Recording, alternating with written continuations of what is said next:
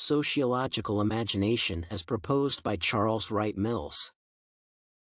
The sociological imagination is a concept proposed by Charles Wright Mills in the mid-20th century. It lies in the idea of how to place a person and his ability to influence the world in a social context.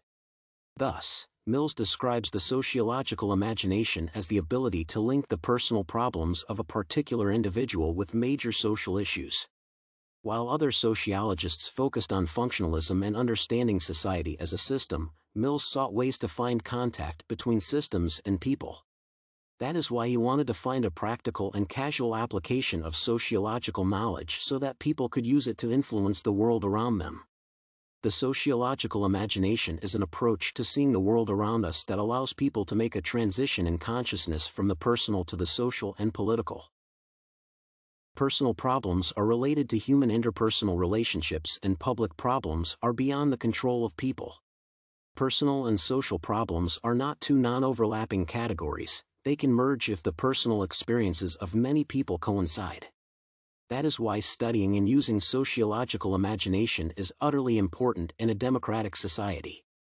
This allows people to find like-minded individuals and those who share joint pains and difficulties. Problems exist not only in relation to one person but are the result of personal biography colliding with the context of society determined by the historical process. Sociological imagination allows people to separate themselves from personal experiences and constructively consider the problem in a broader context. The vicissitudes of each person's life can be learned to be seen in a social context, including one's own. From my experience as a person living in public housing, the minor problem is not perpetuated by me but more likely neighbors' troubles that tend to affect everyone living in my development. It's a problem of dog owners allowing their pets to defecate in the elevator without cleaning up. Everyone was having discomfort entering the elevator until a camera was installed, and fines were issued for that to stop. People often do not think about how little "oh well, I do not care," or "it does not bother me, so it will not bother or affect others" is most of the time harmful to others. However, maintaining a culture of cleanliness in public spaces is a common problem that must be addressed at the level of education, upbringing, culture, and laws.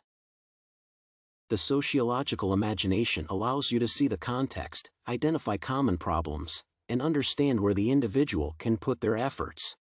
Society should nurture this concept in children as early as possible, as they tend to explore the world and compare their experiences with the surrounding realities. For instance, a girl went to Africa when she was 7 years old. Giving all her clothes to homeless kids there, she came back with an empty suitcase. She then created a non-profit organization called Need What You Don't on Facebook, where she collected stuff like clothes, shoes, toys, and furniture that people were going to throw away, and shipped overseas for people who needed it. She could see a context, an unpleasant scene that shaped her decision-making to help other individuals better their lives. Sociological imagination is valuable and necessary because it allows individuals and society a better meaningful self and community. In addition, it will enable us to stop living passively and selfishly and be more mindful of each other. Sociology is essential for society because it studies its laws and dynamics of development and points out problems and existing potential for their resolution. Sociological imagination makes it possible to connect scientific knowledge with a person's personal experience and point the way to a specific practical action that can influence the world around.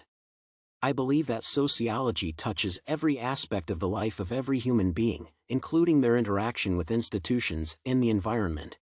Some examples of sociology include studying racial issues, gender dynamics, phenomena and feelings around entertainment, the structure of different social institutions, and the development of social movements. Mills' concept allows us to identify better and question various aspects of society rather than passively living in it. Those who can exercise sociological imagination are better equipped to make wiser personal choices. All people must learn to apply their abilities to improve human interaction in various fields and change the world for the better.